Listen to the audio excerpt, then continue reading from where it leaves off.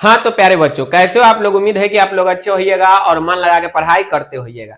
तो एक और क्लास की शुरुआत होने जा रही है और विषय का नाम है प्यारे बच्चों विज्ञान के अंदर आने वाला केमिस्ट्री, रसायन शास्त्र का जो सबसे पहला चैप्टर है जिसका नाम है प्यारे बच्चों रासायनिक अभिक्रिया एवं समीकरण, केमिकल रिएक्शंस एंड इक्वेशंस का आज हम लोग 40 ऑब्जेक्टिव क्वेश्चंस देखने वाले हैं, जो कि टॉप क्वेश्चन है प्यारे बच्चों। यदि आप इस क्वेश्चन को देखते हो तो फिर आपको ये पता चलेगा कि आपकी तैयारी कितनी हो चुकी है। तो चलिए शुरू करते हैं। सबसे पहले हम आपको बता दें प्यारे बच्चों कि ये जो वीडियो है वो उसके लिए है जो क्लास 10th में है और परीक्षा देने वाला है 2027 में, ठीक है। तो चलिए 7-6 के बच्चे इसे ना देखें, अगर देखोगे तो और अच्छी बात है। चलिए चलते हैं अगले क्वेश्चन की तरफ। हमारा यहाँ पे फर्स्ट क्वेश्चन आ चुका है प्यारे बच्चों। विषय कौन सा है हमारा? तो केमिस्ट्री है, ठीक है। चैप्टर हमारा कौन सा है? तो फर्स्ट है। कितना क्वेश्चन देखने वाले हैं? तो 40 क्वेश्चन देखने वाले हैं। चलिए ये पीडीएफ कहाँ मिलेगा सर? अगर पीडीएफ चाहिए तो आपको NH coaching centre app download करना पड़ेगा और वहां पे आपको है ना टॉपर टारगेट बैच मिल जाएगा, उसमें आपको ये पीडीएफ मिल जाएगा, ठीक है। चलिए तो हमारा सबसे फर्स्ट क्वेश्चन क्या है प्यारे बच्चों? देखो आप लोग, क्वेश्चन है कि A B plus C D, ठीक है, तीर के चिन्ह है यह, और A D plus C B अभिक्रिया का नाम बताइए। प्यारे बच्चों यदि आप देखो ध्यान से इस चीज को देखोगे तो आपको एक चीज पता चलेगा कि ए के साथ में क्या है? बी है, और यहां पर हम देख रहे हैं कि ए के साथ में डी है जो कि पहले सी के साथ में था। तो कुल मिलाकर क्या हो गया कि डी आ गया किसके साथ? ए के साथ, और बी चला गया किसके साथ? सी के साथ। देखो आप यहाँ पे, इसका मतलब यह है कि यहाँ पे क्या हुआ है? आयनों का अदला बदली हुआ है, और जब आयनों का अदला बदली होता है तब हम उसे क्या कहते हैं प्यारे बच्चों? तो उसे हम लोग कहते हैं उभय विस्थापन अभिक्रिया या फिर द्विविस्थापन अभिक्रिया। तो ये रहा हमारा फर्स्ट क्वेश्चन का सॉल्यूशन कि उभय विस्थापन अभिक्रिया या फिर द्विविस्थापन अभिक्रिया। चलिए चलते हैं अगले क्वेश्चन की तरफ। क्वेश्चन नंबर 2 देखिए क्या कहता है कि रासायनिक अभिक्रियाओं को व्यक्त किया जाता है।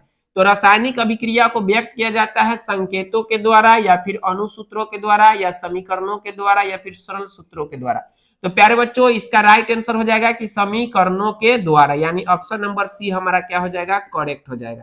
नेक्स्ट क्वेश्चन की तरफ हम लोग चलते हैं। क्वेश्चन नंबर 3, तीसरा नंबर क्वेश्चन काफी ज्यादा इंपॉर्टेंट है कि फेरस सल्फेट क्रिस्टल का रंग कैसा होता है।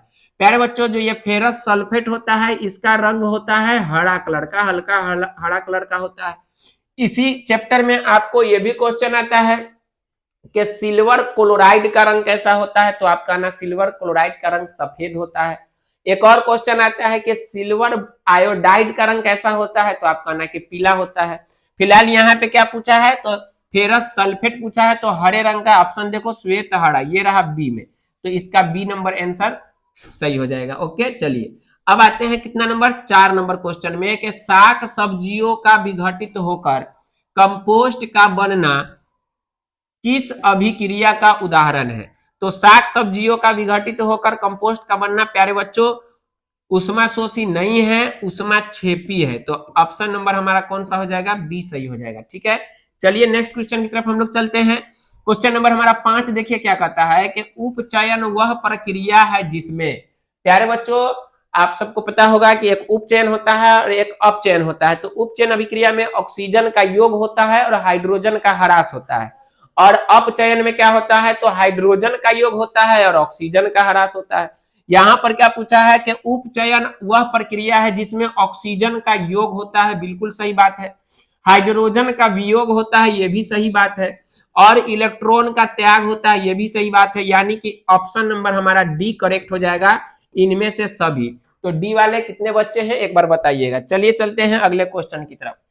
छठा नंबर क्वेश्चन देखिए कि रासायनिक अभिक्रिया के दौरान किस पदार्थ में ऑक्सीजन का, है ना, किसी पदार्थ में ऑक्सीजन का ह्रास क्या कहलाता है। यहाँ पे ऑक्सीजन का योग नहीं ह्रास हो रहा है, यानी कि ऑक्सीजन हट रहा है प्यारे बच्चों। तो यहाँ पर ऑक्सीजन जब हटेगा तो कौन सा अभिक्रिया हो जाएगा? अपचयन अभिक्रिया हो जाएगा। क्लियर? चलिए 7 नंबर क्वेश्चन है कि रासायनिक अभिक्रिया के दौरान किसी पदार्थ में ऑक्सीजन का ह्रास क्या कहलाता है। सेम क्वेश्चन है, आंसर हमारा बी हो जाएगा अपचयन। अब चलते हैं नेक्स्ट क्वेश्चन की तरफ। आठवां नंबर क्वेश्चन है कि जब किसी अभिक्रिया के समय, है ना, किसी पदार्थ में ऑक्सीजन की वृद्धि होती है, हमने बोला था कि जब ऑक्सीजन का योग हो या वृद्धि हो तो फिर आप क्या कहोगे, है ना, तो वह हो जाएगा उपचयन अभिक्रिया, यानी कि ऑप्शन नंबर ए हमारा बिल्कुल सही हो जाएगा। चलिए नेक्स्ट क्वेश्चन की तरफ हम लोग चलते हैं। अब हमारा है 9 नंबर क्वेश्चन की रासायनिक अभिक्रिया में भाग लेने वाले पदार्थ को कहा जाता है। ऑप्शन है आपके अभिकारक उत्पाद या अभिकारक उत्पाद, दोनों या इनमें से कोई नहीं। तो प्यारे बच्चों, रासायनिक अभिक्रिया में भाग लेने वाले पदार्थ को हम लोग अभिकारक कहते हैं, यानी कि आंसर हमारा ए सही हो जाएगा। और रासायनिक अभिक्रिया के फलस्वरूप बने नए पदार्थ को हम लोग उत्पाद या फिर प्रतिफल कहते हैं। ये चीज आपको अच्छे से याद होना चाहिए। अगला क्वेश्चन है 10 नंबर के निम्नलिखित में से कौन एक भौतिक परिवर्तन नहीं है, यानी कि इसमें 3 भौतिक परिवर्तन है और एक रासायनिक परिवर्तन है। रासायनिक परिवर्तन को आपको खोजना है। तो इसमें देखो प्यारे बच्चों की जल के क्वथन पर जलवाष्प का बनना, यह एक भौतिक प्रक्रिया है प्यारे बच्चों, है ना, भौतिक परिवर्तन है। बर्फ के गलन पर जल वाष्प का बनना भौतिक है। जल में लवण का विलय होना भौतिक है। द्रवित पेट्रोलियम गैस का दहन, यानी ये रासायनिक हो जाएगा। पूछा क्या है कि भौतिक परिवर्तन नहीं है, तो नहीं कौन सा है, ऑप्शन नंबर डी हमारा इसका करेक्ट आंसर हो जाएगा। तो चलिए चलते हैं नेक्स्ट क्वेश्चन की तरफ। आप लोग को इस 10 में कितना क्वेश्चन याद था, आप लोग हमें जरूर बताना, ठीक है। चलिए 11 नंबर क्वेश्चन देखिए क्या कहता है कि जब मैग्नीशियम फीता को जलाया जाता है, यानी मैग्नीशियम फीता को जलाया जाता है तब उत्पन्न आग की लौ होती है। प्यारे बच्चों, जब मैग्नीशियम फीता को, है ना, श्रेष्ठ पेपर से रगड़ कर जलाया जाता है तो उसमें से बहुत ही तेज चमकीला उजला, है ना, रोशनी निकलता है। तो इसका ऑप्शन नंबर हमारा कौन सा सही हो जाएगा, सी नंबर सही हो जाएगा। चलिए चलते हैं 12 नंबर क्वेश्चन में कि रासायनिक अभिक्रिया के लक्षण है। प्यारे बच्चों, जब भी रासायनिक अभिक्रिया होता है तो उनके बहुत सारे लक्षण होते हैं जिनको पहचान करके हम लोग बोलते हैं कि यहाँ पे रासायनिक अभिक्रिया हो रहा है। तो क्वेश्चन में दिया है ऑप्शन की अवस्था में परिवर्तन, ये भी लक्षण है, रंग में परिवर्तन, ये भी लक्षण है, और गैस का उत्सर्जन, ये भी लक्षण है। इसका मतलब आंसर हमारा इनमें से सभी डी नंबर करेक्ट हो जाएगा। चलिए चलते हैं नेक्स्ट क्वेश्चन की तरफ। 13 नंबर क्वेश्चन कहता है कि किसी अभिक्रिया के फलस्वरूप, ठीक है, किसी अभिक्रिया के फलस्वरूप बने नए पदार्थ क्या कहलाते हैं। भाई जब कोई अभिक्रिया होगा तो जो नया पदार्थ बनेगा उसको क्या कहेंगे, तो हमने अभी बताया था कि उत्पाद कहेंगे या नहीं तो प्रतिफल कहेंगे। दोनों में से कुछ भी ऑप्शन रहे आप लोग छोड़ना मत, करेक्ट करना, ठीक है, यानी कि बी आंसर हमारा सही हो जाएगा। आइए चलते हैं नेक्स्ट क्वेश्चन की तरफ। 14 नंबर क्वेश्चन देखिए क्या कहता है कि निम्न में से किस नियम की पुष्टि के लिए कंकाली समीकरण, यानी कि असंतुलित समीकरण को संतुलित करना आवश्यक है। प्यारे बच्चों, हम लोग असंतुलित समीकरण को संतुलित करते हैं या तो तीर तुक्का विधि यानी कि अनुमान विधि, या फिर हम लोग कौन सा विधि लगाते हैं, बीजगणितीय विधि। दो विधि से इसको संतुलित किया जाता है। तो इसके पीछे का कारण क्या है, हम लोग समीकरण को संतुलित क्यों करते हैं। तो प्यारे बच्चों, आप सबको पता होना चाहिए कि अभिक्रिया में जितना पदार्थ भाग लिया है बनने के बाद में भी उतना ही परमाणु या अणु आना चाहिए, बट कभी कभी कम हो जाता है, तो ऐसे असंतुलित कहते हैं। जब दोनों तरफ परमाणुओं की संख्या बराबर नहीं रहता है प्यारे बच्चों, तब उसे क्या कहते हैं, असंतुलित समीकरण। तो उसको संतुलित इसलिए करते हैं ताकि, है ना, द्रव्यमान संरक्षण का नियम का पालन हो सके, यानी ऑप्शन हमारा कौन सा सही हो जाएगा, बी आंसर सही हो जाएगा। चलिए चलते हैं नेक्स्ट क्वेश्चन की तरफ। अब है 15 नंबर के अभिक्रिया A प्लस B, है ना, सी तीर का चिन्ह है क्या चीज के, C प्लस D में अभिकारक है, यानी अभिक्रिया में भाग लेने वाले पदार्थ को अभिकारक कहते हैं। तो भाग लेने वाला पदार्थ कौन है, ए भी है और बी भी है। तो ए और बी किधर गया, यहाँ पे ए और सी नहीं है, ए और डी नहीं है, ए और बी यहाँ पे है, यानी कि आंसर हमारा कौन सा सही हो जाएगा, सी हो जाएगा। चलिए चलते नेक्स्ट क्वेश्चन की तरफ। अब है श्वसन। 16 नंबर क्वेश्चन है कि श्वसन किस प्रकार की अभिक्रिया है। प्यारे बच्चों, श्वसन एक उपचयन, है ना, संयोजन या फिर अपचयन या फिर ऊष्माक्षेपी। प्यारे बच्चों, आपका जो श्वसन अभिक्रिया है वह एक ऊष्माक्षेपी अभिक्रिया है, यानी कि ऑप्शन नंबर कौन सा हमारा सही हो जाएगा, तो ऑप्शन नंबर हमारा डी इसका करेक्ट हो जाएगा, ठीक है। चलिए चलते हैं नेक्स्ट क्वेश्चन की तरफ। हमारा क्वेश्चन है 17 में कहता है कि सिल्वर क्लोराइड का रंग होता है। तो सिल्वर क्लोराइड पूछा है ना प्यारे बच्चों यहाँ पर, तो सिल्वर क्लोराइड पूछा है तो इसका श्वेत हो जाएगा, क्या हो जाएगा, श्वेत, यानी सिल्वर क्लोराइड पूछे तो श्वेत और सिल्वर आयोडाइड पूछे तो पीला। ठीक है, ये याद रखना आप लोग। 17 के बाद में 18 चलते हैं। जिंक से लोहा को लेपित करने की प्रक्रिया को क्या कहते हैं? तो जिंक से लोहा को लेपित करने की प्रक्रिया को हम लोग गैल्वेनीकरण या फिर जस्तीकरण कहते हैं, यानी ऑप्शन नंबर हमारा बी सही हो जाएगा। अब है 19 नंबर क्वेश्चन। 19 में कहता है कि ऊष्मा के द्वारा की गई वियोजन अभिक्रिया को क्या कहते हैं? प्यारे बच्चों, नाम में ही छुपा हुआ है कि ऊष्मा के द्वारा वियोजन अभिक्रिया, ऊष्मीय वियोजन कहते हैं, यानी कि ऑप्शन नंबर हमारा बी सही होगा। अब चलते हैं अगले क्वेश्चन की तरफ। 20 नंबर क्वेश्चन देखिए, कहता है जिन अभिक्रिया से ऊर्जा अवशोषित होती है उन्हें क्या कहते हैं? तो जिससे ऊर्जा अवशोषित हो उसे ऊष्मा शोषी अभिक्रिया कहते हैं, यानी कि बी हमारा सही हो जाएगा। अब है 21 नंबर क्वेश्चन। 20 में आप लोगों ने कितना क्वेश्चन सही किया एक बार कमेंट कीजिएगा। 21 नंबर क्वेश्चन है कि वे अभिक्रियाएं जिनमें अभिकारकों के बीच आयनों का आदान प्रदान होता है, वे अभिक्रियाएं जिनमें अभिकारकों के बीच आयनों का आदान प्रदान होता है, तब उसे हम लोग क्या कहते हैं? द्विविस्थापन अभिक्रिया कहते हैं, डी हो जाएगा। संयोजन में क्या होता है कि दो पदार्थ आपस में मिलकर दो या दो से अधिक नए पदार्थ के निर्माण करता है। विस्थापन में क्या होता है कि एक जो शक्तिशाली यानी क्रियाशील, जो अधिक क्रियाशील होता है वो कम क्रियाशील धातु को क्या कर देता है?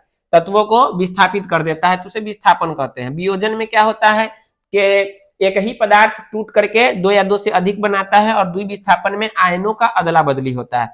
तो चलिए चलते हैं अगले क्वेश्चन की तरफ। अगला क्वेश्चन है कि वायुरोधी बर्तन में खाद्य सामग्री रखने से उपचयन की गति हो जाती है। तो जब हम किसी चीज को, जैसे आप कोई खाने वाला चीज है उसको यदि आप ऐसा बोतल या फिर किसी भी तरह के डब्बा में रख देते हैं तो वो क्या होता है, उसमें उपचयन की क्रिया धीमी हो जाती है और वो लंबे समय तक बना रहता है, खाने योग्य रहता है।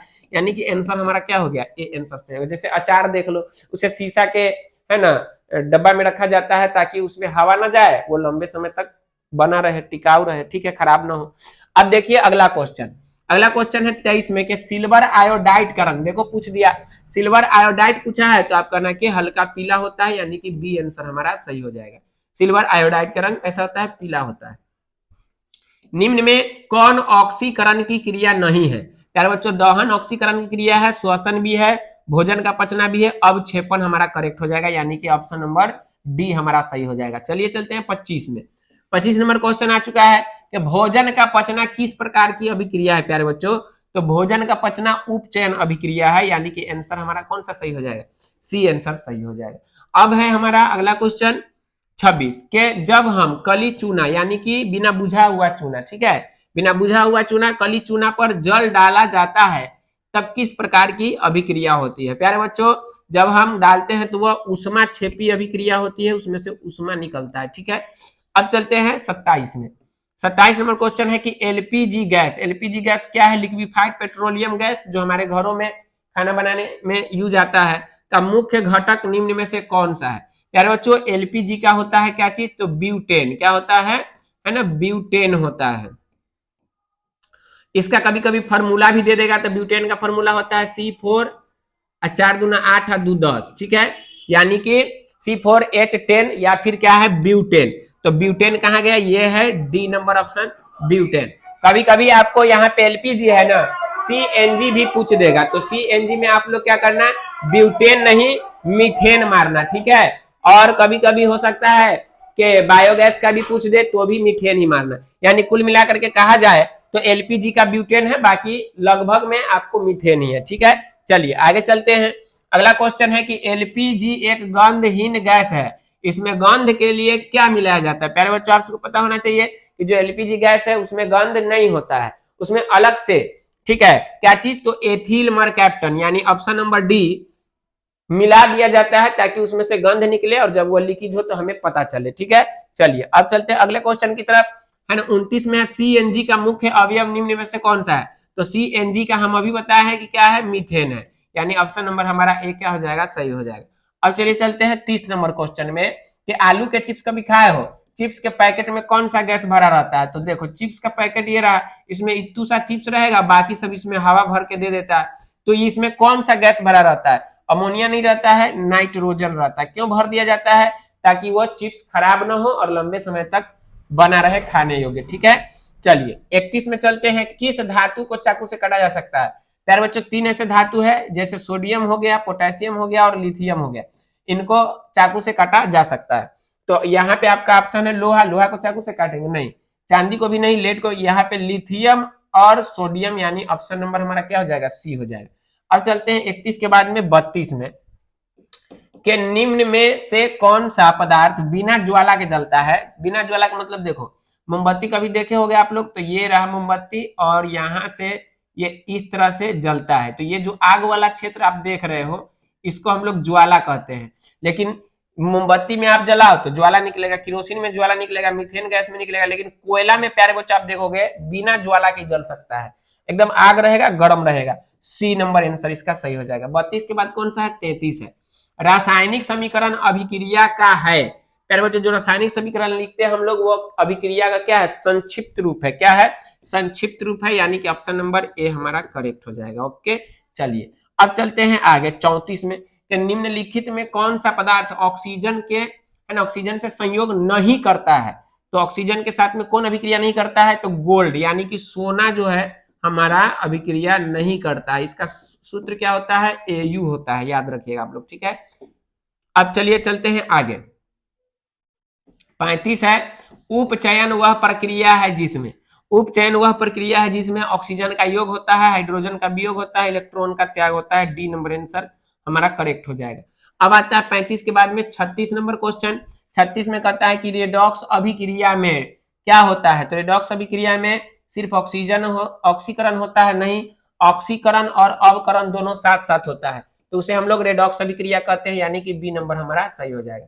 36 के बाद में 37 में देखिए क्या है कि जिस न्यूनतम ताप पर कोई पदार्थ जलना प्रारंभ करता है उसे हम लोग क्या कहते हैं, किसी भी चीज को जलाने के लिए मिनिमम टेम्परेचर चाहिए, उसको हम लोग ज्वलन ताप कहते हैं, यानी कि ऑप्शन नंबर हमारा ए करेक्ट हो जाएगा। अब आता है 37 के बाद में 38 नंबर क्वेश्चन के समीकरण के बाएं एवं दाएं दोनों ओर प्रत्येक प्रकार के परमाणुओं की संख्या समान है, यह समीकरण क्या होगा, तो वह समीकरण संतुलित हो जाएगा। जब समान है दोनों तरफ परमाणु की संख्या तो संतुलित हो जाएगा, अगर समान नहीं रहता तो असंतुलित रहता, ठीक है। चलिए अब चलते हैं 39 में, कौन सा धातु कमरे के ताप पर द्रव होता है, तो कमरे के ताप पर कौन सा धातु द्रव होता है प्यारे बच्चों, तो वो होता है हमारा पारा, यानी कि Hg। अगर यहाँ पे अधातु पूछता तो हम लोग ब्रोमीन में टिक लगाते, ठीक है। चलिए अगला क्वेश्चन देखिए क्या है, कौन सा अधातु कमरे के ताप पे द्रव होता है, लो पूछ ही दिया। तो यहाँ पे 40 नंबर क्वेश्चन का ऑप्शन कौन सा सही है, आप लोग कमेंट करके हमें जरूर बताना, ठीक है। तो आप लोग को ये 40 क्वेश्चन हमने बताया, बताइए आप लोग को कैसा लगा, यदि अच्छा लगा होगा तो एक बार हमें कमेंट जरूर कीजिएगा, ठीक है। मिलते हैं नए टॉपिक के साथ में नए वीडियो में, तब तक के लिए टाटा बाय बाय प्यारे बच्चों। यदि अभी तक आप लोगों ने ये कोर्स नहीं लिया है तो जाकर के सबसे पहले इस कोर्स को लीजिए, डाउनलोड कीजिए NH कोचिंग सेंटर ऐप, और वहां पे आपको ढेर सारा live classes, recorded videos, crash course, chapter wise notes, test paper, panel PDF, guest questions और बहुत सारे मोटिवेशनल वीडियो है ना, और सभी विषय की तैयारी इस प्लेटफॉर्म पे NH कोचिंग सेंटर ऐप पर कराई जाती है।